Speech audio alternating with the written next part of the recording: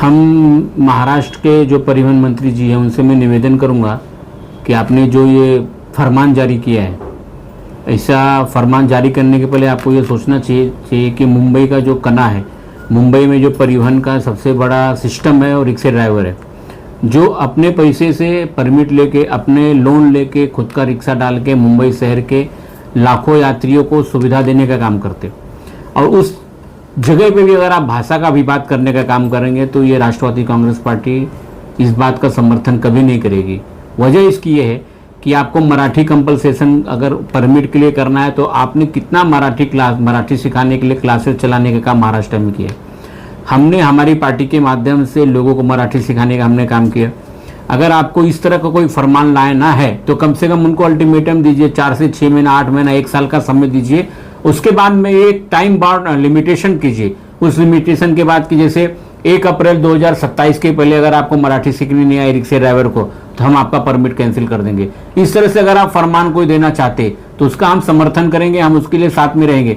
लेकिन अगर आप 1 महीने का फरमान देके बोलेंगे हम मैं परमिट ले लूंगा तो इसके खिलाफ में हम लोग आंदोलन करेंगे और इस बात को कतई हमारी पार्टी विरोध करने वाली। मेरा ऐसा मानना है कि कोई भी भाषा सीखने का कोई समय नहीं होता है, सीख कभी भी सकते हैं, लेकिन सीखने के लिए सरकार ने भी उनको फैसिलिटी देने का काम देना चाहिए।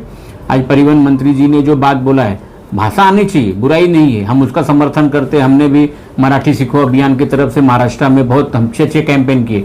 लेकिन आप फरमान मत करिए, आप समय दीजिए, टाइम बाइंड कीजिए, 1 साल का समय दीजिए। 1 साल में अगर लोगों को मराठी नहीं आ रही तो हम आपका परमिट रद्द करेंगे।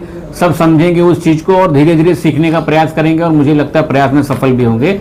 इस तरह से कोई फरमान होगा तो हम उसका समर्थन करेंगे। कैसा है कि महाराष्ट्र में हम लोग 3 दिन मिलकर सरकार है, अभी वो अपनी क्या राजनीति रोटी सेकने के लिए काम करें मुझे पता नहीं।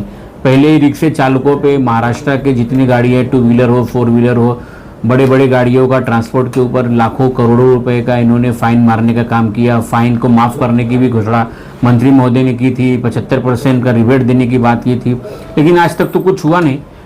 और नया फरमान लाके अगर वो लोगों को तकलीफ में देंगे, आज पूरी दुनिया में युद्ध का सिस्टम चल रहा है, सीएनजी पेट्रोल पंप पे मिल नहीं रही है, लोगों को तकलीफ हो रही है, एलपीजी की तकलीफ हो रही है, आदमी को खाने के प्रॉब्लम चल रहे हैं, लोग यहाँ से पलायन करने का काम कर रहे हैं। और ऐसे समय पे अगर इस तरह से कोई फरमान आता है तो ये किसके बोलने से फरमान आ रहा है? इसमें आपकी राजनीति मंशा क्या है? इसमें आप क्या साधने की कोशिश कर रहे हैं? किसको आप खुश करना चाहते हैं? आपका कौन सा आगा है? जो आपके आदरणीय उप मुख्यमंत्री श्री एकनाथ शिंदे जी की अगल बगल में सब उत्तर भारतीय लोग बैठे हुए, जिनको मराठी आती कि नहीं आती मुझे पता नहीं, लेकिन उनको एक तरफ आप तवज्जो देते हो और जो गरीब रिक्शा चालक है जिनकी वजह से मुंबई में ट्रांसपोर्टेशन का सिस्टम इतना अच्छा है, उनको आप इस तरह